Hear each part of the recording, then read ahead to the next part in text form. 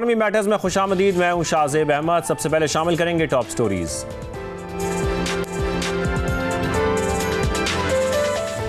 शरह सूद single digit में आने का इम्कान। 4 साल बाद बैंकारी निज़ाम में हुकूमती कर्जों पर शरह सूद सिंगल डिजिट आ गई। ट्रेजरी बिल्स की नीलामी में 691 अरब का कर्ज 10% से कम शरह सूद पर लिया गया। हुकूमत का मुल्क में सरमायाकारी बढ़ाने पर जोर। आइंदा 5 साल में इजाफी रेगुलेटरी ड्यूटी खत्म कर दी जाएगी। वज़ीर आज़म के मुआविन खुसूसी हारून अख्तर की गुफ्तगू। कार्टेल बनाने वाले बैंकों पर 20 करोड़ रुपए जुर्माना बरकरार। कंपटीशन अपीलेट ट्रिब्यूनल ने कमर्शियल बैंकों की अपीलें मुस्तरद कर दी। 18 साल से ज़ेर इल्तवा केस का फैसला सुना दिया गया। और अब कुछ जिक्र गैर मुल्की करेंसियों का। इंटरबैंक में डॉलर की कदर में आज 3 पैसे की कमी देखी गई है, जिसके बाद इसकी कीमत 279 रुपये 87 पैसे पर आ गई है। यूरो के बारे में आपको बताएं तो इसमें भी 61 पैसे की कमी देखी गई है। फिर बरतानवी पाउंड पाकिस्तान रुपए के मुकाबले में 28 पैसे सस्ता हुआ है। बात कर लेते हैं गोल्ड की, सोने की, जिसकी बढ़ती कीमतों को अब ब्रेक लग गई है। फी तोला 800 रुपये की कमी हुई है। कीमत 5,05,562 रुपये पर आ गई है। फिर 10 ग्राम के रेट्स की अगर बात की जाए तो ये भी 686 रुपए की इसमें कमी देखी जा रही है। फिर बात करें इंटरनेशनल मार्केट की तो वहां पर $8 सस्ता होकर $4,832 फी ऑन्स पर डॉलर आपको बताएं कि गोल्ड आ चुका है। आगे बढ़ते हैं। आज के प्रोग्राम में एक दफा फिर हम जिक्र करेंगे बिजनेस कम्युनिटी का। इसमें बढ़ती बेचैनी का। इंडस्ट्रियलिस्ट हो या फिर छोटे ताजर, सभी हुकूमत से एक मुतालबा कर रहे हैं कि अब कुछ करके दिखाया जाए, कोई एक्शन लिया जाए, हमारे मसाइल हल किए जाएं। इंडस्ट्री को चलाने के लिए सॉलिड एक्शन लेना जाना अब बहुत ज़रूरी हो चुका है। जैसे कि हमने देखा है कि पहले FECCI के रहनुमाओं ने प्रेस कॉन्फ्रेंस की, फिर अब टेक्सटाइल सनतकार भी इसी मुतालबे के साथ सामने आ रहे हैं कि अब कुछ करना हुकूमत के लिए बहुत ज़रूरी हो चुका है, वरना बहुत ताख़ीर हो जाएगी। अगर बिजनेस कम्युनिटी के मुतालबात की बात करें, जैसे कि हम मुसलसल सामने ला रहे हैं अपने प्रोग्राम्स में, वो कारोबारी अखराजात में कमी की बात करते हैं। ये कमी अब नागुज़ीर हो चुकी है। वो डिमांड करते हैं कि बिजली गैस के टैरिफ खित्ते के ममालिक के मुकाबले में कम किए जाएँ। इसके साथ साथ टैक्सों का जो बर्डन है वो कम किया जाए ताकि इंडस्ट्री चले, रोज़गार बढ़े, रोज़गार में इजाफा हो और एक्सपोर्ट का टारगेट पूरा किया जा सके। हमारे साथ आज शो में मौजूद होंगे FECCI के रहनुमा SM तनवीर साहब और all Pakistan textile mills association के मरकजी चेयरमैन कामरान अरशद साहब। लेकिन पहले आपको यह खुसूसी रिपोर्ट दिखाते हैं। बस बहुत हो गया, अब मजीद नहीं। सनतकारों ने हुकूमत को खबरदार कर दिया। कहा इंडस्ट्री डूब रही है, हुकूमत फौरी माशी इमरजेंसी नाफिज करे। All Pakistan textile mills association के मरकजी चेयरमैन कामरान अरशद कहते हैं महंगी बिजली में कारोबार नहीं कर सकते। फैक्ट्रियों की चाबियां हुकूमत को देने जा रहे हैं, वो खुद चला ले। सनत की ये चाबियां पड़ी हैं, आप सनतें हमसे ले लें और आप फैसला कर लें कि आपने सनतें कैसे चलानी हैं। फिर ना एक्सपोर्ट होगी, ना रोज़गार होगा, ना टैक्स कलेक्शन होगी। ये एक अब नेशनल इम्पोर्टेंस का टॉपिक बन चुका है। जब तक इस पे हुकूमत एक माशी एमरजेंसी नहीं नाफिज करेगी, ये चीज़ें ठीक नहीं होंगी। हुकूमत को अपना किबला दुरुस्त करना है। बिजनेस कम्युनिटी के मुताबिक बढ़ते कारोबारी अखराजात से फैक्ट्रियां चलाना मुश्किल हो गया है। बिजली गैस के हाई टैरिफ्स, बुलंद शरह सूद और टैक्सेस के बोझ ने सर्वाइवल की जंग लड़ने पर मजबूर कर दिया। 150 टेक्सटाइल यूनिट्स बंद हो चुके हैं। पावर लूम्स में लाखों मजदूर बेरोजगार हैं। रियल एस्टेट का बिजनेस ठप होने से 40 इंडस्ट्रीज मुतासिर हो रही हैं। Cement, steel, plastic, paint, tiles जैसे शोबे बहरान का शिकार हो गए। FECCI ने हुकूमत से मुतालबा किया कि इंडस्ट्री को चलाने के लिए हंगामी बुनियादों पर इक़दामात उठाए जाएं, कारोबारी लागत को कम किया जाए। बेरोजगारी बढ़ती जा रही है, फिर हम देख रहे हैं कि कारोबारी जो बेचैनी है वो भी बढ़ती जा रही है। तनवीर साहब, मैं पहले आपकी जानिब आऊँगा। इंडस्ट्री इस वक्त वाकई क्राइसिस में है। जैसे कि हम देख रहे हैं हुकूमत इस वक्त क्राइसिस मैनेजमेंट तो कर रही है, लेकिन कोई बेहतरी नहीं आ रही है, कोई ग्रोथ के हवाले से स्टेप्स नहीं लिए जा रहे हैं। फिर कारोबारी बेचैनी जैसे कि हम जिक्र कर रहे हैं कि वो बढ़ती जा रही है। फिर हुकूमती जो मुआशी टीम है उसके हवाले से बहुत सारी खबरें इस वक्त गर्दिश कर रही हैं, इतलात सामने आ रही हैं। मैं आपसे जानना चाहता हूँ इस वक्त इंडस्ट्री की सूरत हाल है क्या तनवीर साहब? शाहजेब साहब, मैंने जब बात की तो मैंने सबसे पहले वर्ल्ड इकोनॉमिक फोरम की जो ग्लोबल रिस्क रिपोर्ट है 2026 उसको मैंने कोट किया, जो भाई फिर मैं कर रहा हूँ। लैक ऑफ इकोनॉमिक अपॉर्चुनिटी और unemployment is the primary risk facing Pakistan. ये वो चीजें हैं जो हम पिछले 2 साल से शोर मचा रहे हैं। अब तो पूरी दुनिया वर्ल्ड इकोनॉमिक फोरम, IMF, हर जगह से ये बातें आनी शुरू हो गई हैं। अच्छा, ये बातें क्यों हो रही हैं? जो हमारी कॉस्ट ऑफ डूइंग बिजनेस है वो 34% रीजनली ज्यादा हो गया। हम अपने रीजन से 34% ज्यादा महंगे हो गए हैं। अब वो अगर महंगे की आप डिटेल में जाएंगे तो उसमें जो बिजली है वो हाईएस्ट लेवल पे है, इंटरेस्ट हाईएस्ट रेट पे है, टैक्सेस हाईएस्ट रेट पे है। जब ये सारी चीजों का आप क्लब करते हैं तो आप कॉम्पिटिटिव नहीं रहते, उसकी वजह से आपकी इंडस्ट्री बंद होना शुरू हो गई है। मैं इससे एग्री करता हूं कि हमारे यहाँ बहुत सारी चीजें पॉजिटिव भी हुई हैं। अल्हम्दुलिल्लाह हमारे फील्ड मार्शल साहब ने हमारे को ये जंग जिताकर हमारी इज्जत बनाई है। ग्रीन पासपोर्ट की पूरी दुनिया में इज्जत हो रही है। हम मिलिट्री वाइज एशियन टाइगर बन गए हैं। अब हमें इकोनॉमी वाइज एशियन टाइगर बनना है, जिस पे हम ये बात कर रहे हैं कि ये सिस्टम को जब तक आप ठीक नहीं करेंगे ये काम ठीक नहीं होगा।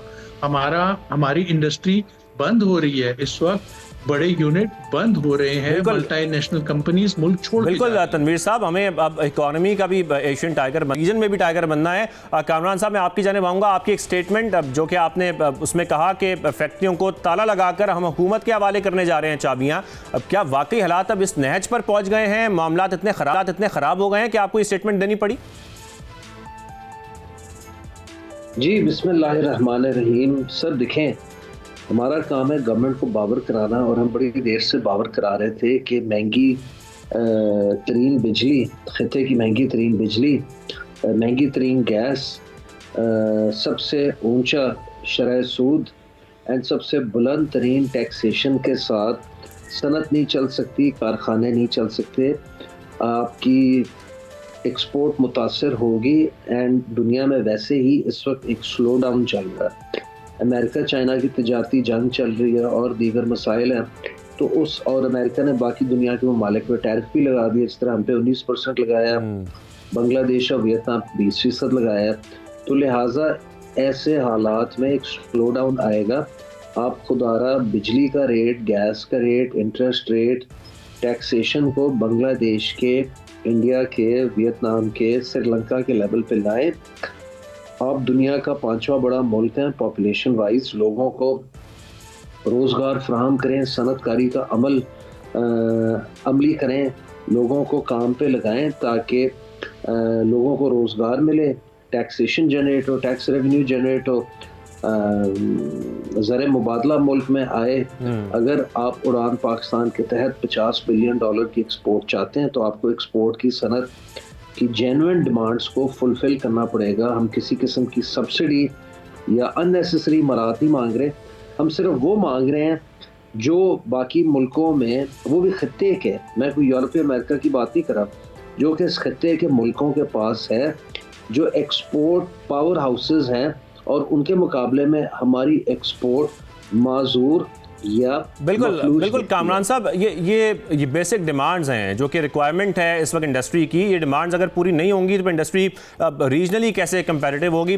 तनवीर साहब, क्योंकि आपने भी कारोबारी अखराजात का जिक्र किया, आपने एनर्जी कॉस्ट का जिक्र किया, ये तो एक बहुत बड़ा प्रॉब्लम है ही। अब एनर्जी कॉस्ट के साथ साथ जो टैक्स हम देख रहे हैं कि सबसे ज़्यादा इंडस्ट्री पर टैक्स होना, ये भी एक बहुत बड़ा मसला है इस वक्त इंडस्ट्री के ना चलने का। देखिए जी, टैक्स के ऊपर मैं आपसे पहले तो रियल एस्टेट के ऊपर बात करना चाहता हूं। इस वक्त हम बिल्कुल फाइलों के खिलाफ हैं। ये जो फाइलें बिकती हैं ये कोई कारोबार नहीं है। हम ये कह रहे हैं कि जो भी रियल एस्टेट बिजनेस है, जो नॉन फाइलर का पैसा अगर आप बैंक में रख दो तो उसमें कोई टैक्स नहीं है, और वो पैसा अगर कारोबार में लगा दो, घर बनाने पे लगा दो, हाई राइज बिल्डिंगों पे लगा दो, तो उस पर टैक्स लगा दिया हमने नॉन फाइलर करके। और इतना ज्यादा टैक्स कर दिया रियल एस्टेट बिजनेस को। एक रियल एस्टेट अगर एक घर बनता है या एक हाई राइज, 40 डिफरेंट किस्म के बिजनेसेस हैं जो उसके साथ चलते हैं। स्टील चलती है, सीमेंट है, glass, aluminium, cable, paint, furniture, pipes, आप नाम ले, 40 इंडस्ट्री है। वो 40 की 40 की रियल एस्टेट सेक्टर बैठ गया, 40 की 40 इंडस्ट्रियां भी बैठ गई उसके साथ। तो मैं अब आज जब हम बात करते हैं तो हमें कहा जाता है कि IMF मना करती। IMF का क्या ताल्लुक यार? IMF, हमने अपनी मुल्क की इंडस्ट्री तो चलानी है, हमने अनएम्प्लॉयमेंट खत्म करनी है, हमने लोगों को रोजगार देना है। तो अगर हम इस सेक्टर को भी नहीं उठाएंगे तो काम नहीं चल सकता। बिल्कुल तनवीर साहब सही फरमा रहे हैं, रोजगार देना पड़ेगा। और एक इंडस्ट्री से, बड़ी इंडस्ट्री से SMEs जुड़ी हुई हैं, छोटी इंडस्ट्रीज जुड़ी हुई हैं, रोजगार लोगों का जुड़ा हुआ है। कामरान साहब, क्योंकि हमने अभी तनवीर साहब से भी जिक्र किया था कि इंडस्ट्री के जो मामलात हैं वो संगीन तो हो चुके हैं, लेकिन इस वक्त एक हुकूमती मुआशी टीम में भी हम देख रहे हैं तब्दीली के हवाले से बहुत सारी इतलात सामने आ रही हैं। आप क्या कहेंगे इस हवाले से? क्या आपको लगता है मसाइल इस तरीके से हल किए जा सकते हैं कामरान साहब? देखिए सर, हमारा हुकूमत की माशी टीम या इस्लामाबाद के मेकअप से किसी किस्म का लेना देना नहीं है।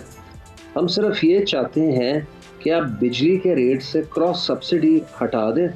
जो डिस्कोज की negligence, theft, transmission, distribution losses and दीगर अंडर परफॉर्मिंग डिस्कोज की जो चोरी चकारी होती है, जब आप उसको कॉस्ट ऑफ सप्लाई के अलावा सनती टैरिफ में डालते हैं तो उससे फिर सनत का नुकसान होता है। उसके साथ साथ जिस मुल्क में 43,000 मेगावाट सरप्लस बिजली हो एंड सर्दियों के दिन में 12 से 14,000 मेगावाट चल रही हो एंड आने वाले 5 सालों में 17,000 मेगावाट मजीद आ रहा है।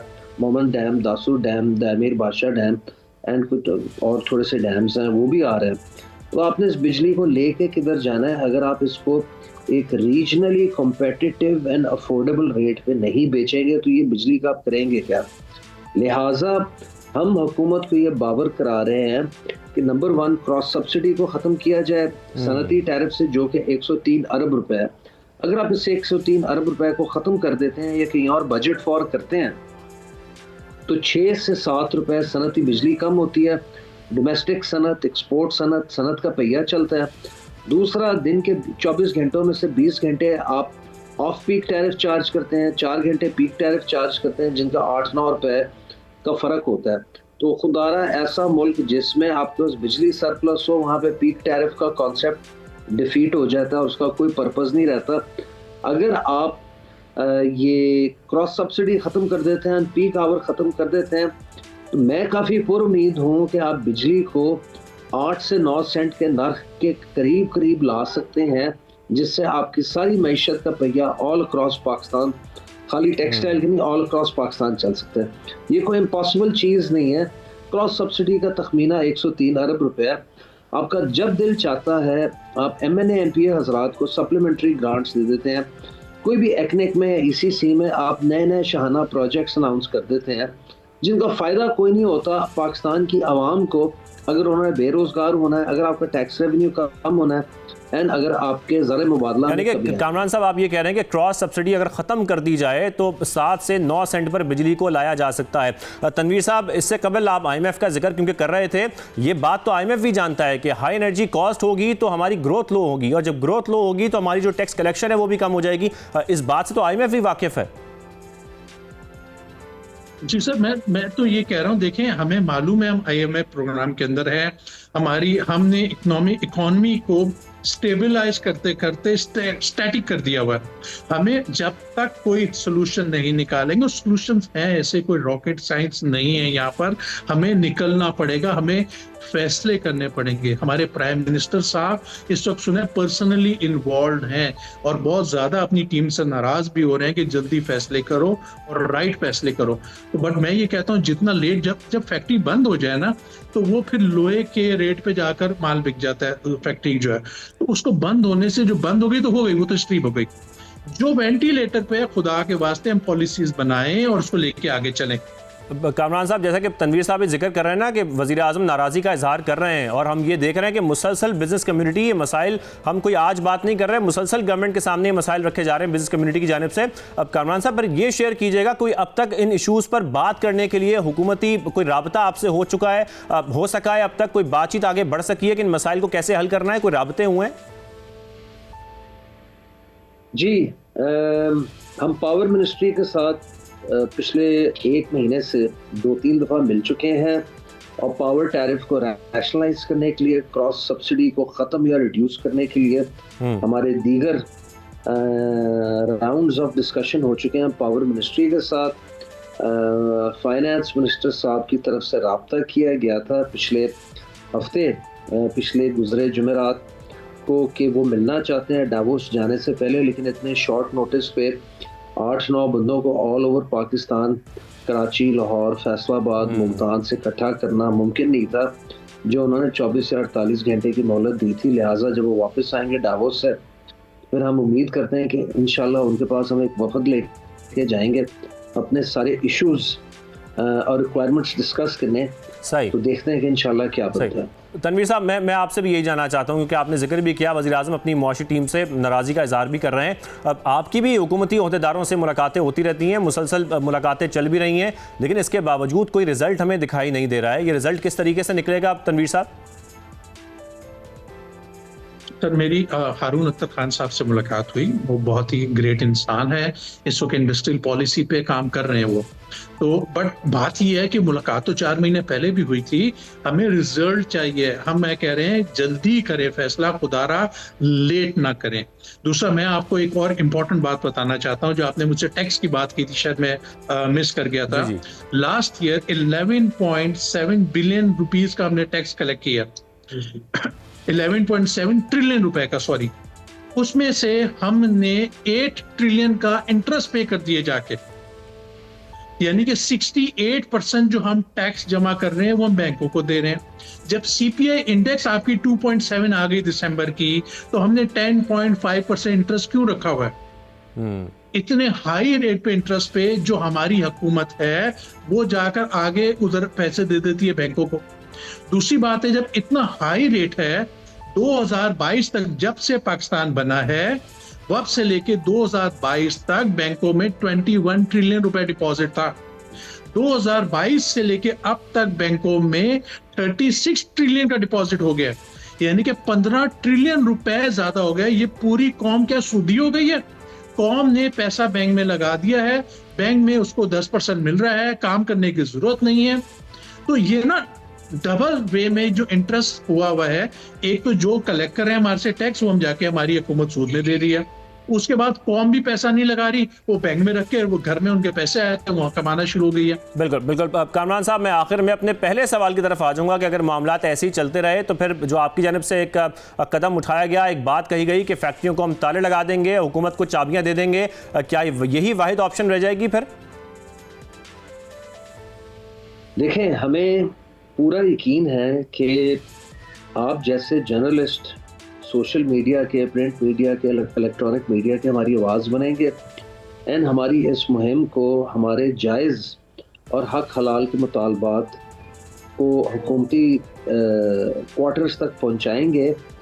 जब आपकी कलम थक जाएगी एंड हमारे कारखाने बंद हो जाएंगे, फिर उसके बाद आगे का लायमल तय करेंगे। बिल्कुल, इंडस्ट्री चलाना है तो इन मामलात को हल करना पड़ेगा, इन मसाइल को हल करना पड़ेगा ताकि हमारी ग्रोथ बढ़ सके। बहुत शुक्रिया तनवीर साहब और कामरान अरशद साहब, आप दोनों ने हमें शो में ज्वाइन किया और वक्त दिया।